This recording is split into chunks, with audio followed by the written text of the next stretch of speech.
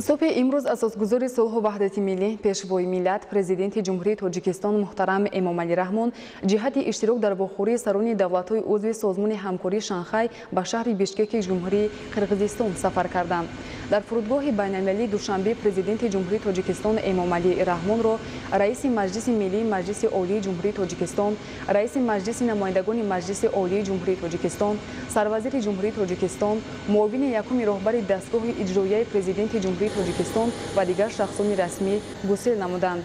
در این سفر پرزیدنت جمهوری تاجیکستان امامعلی رحمون را معاون یکم سروزیر جمهوری تاجیکستان، وزیر کارهای خارجی، یاردمچی پرزیدنت جمهوری تاجیکستان اوید به مسائل رابطه‌های خارجی، وزیر تندرستی و حفظ اجتماعی اهالی، کاتب شورای امنیت جمهوری تاجیکستان، رئیسان کمیته‌های تلویزیون و رادیو و کار با جوانان و ورزش و دیگر شخصان رسمی همراهی می‌کنند.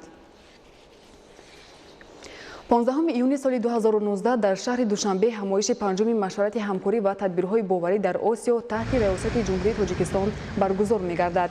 در حوزه کاری همایش اساسگذار صلح و وحدت ملی پیشوای ملت پرزیدنت جمهوری تاجیکستان محترم امامعلی رحمون با راهبران یک قطار کشورهای اشتراکچی ملاقات‌ها اوید به بررسی وضع و دورنمای مناسبت‌های دوجانبه و بسیار جانبه برگزار می‌کنند. همچنین همایش پنجم مشورت همکاری و تدبیرهای باوری در آسیا در شهر دوشنبه امکان مساعده را برای برگزاری واخوری دوجانبه سران دولت‌های اشتراکچی و ناظر فراهم می‌آورد. مورد ذکر است که با تلاش‌های ارزنده و پیشنهاد تشبس‌های جهانی پیشروی ملت محترم امامعلی رحمون اوید به حل مشکلات گلوبالی سیاره در دوران صاحب استقلالی پایتخت تاجیکستان شهر دوشنبه یکچند مرتبه مکان برگزاری چهاربینی‌های سطحی بلند بین‌المللی و منطقوی گردید. با مقصد در سطح بلند تشکیل دایر کردن همایش نوبتی سطحی بین‌المللی پایتخت تاجیکستان شهر دوشنبه ادامه آراسته شده. شعار و آوازه‌ها با متن استقبال صمیمی سران دولت‌های اشتراکچی و ناظر رمز همایش در کوچه و خیابان‌های شهر آماده و نصب گردیده است. از طرف راهبریت مقامات اجرایی حاکمیت دولتی شهر دوشنبه تمام کوچه و خیابان‌های پایتخت گلریز و گلبیز کرده شده، قبای تازه و ادامه به بر کرده است. گل و بوته‌های زیبای آرایشی، فواره‌ها و چراغ‌های رنگه به سیمای شهر حسن تازه بخشیده است. امروز اهل سیاره به شهر دوشنبه مکان اساسی برگزاری همایش پنجم مشورت همکاری و تدبیرهای باوری در آسیا توجه دارند.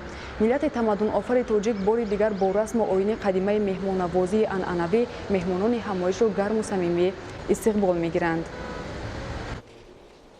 عموما در شهر دوشنبه دوام سالهای صاحب استقلالی چندین چهاربینی‌های سطحی بین‌المللی دایر گردیده است و این نوبت پایتخت مملکت میزبان سمت پنجم مشورت همکاری و تدبیرهای باوری در آسیا می‌گردد.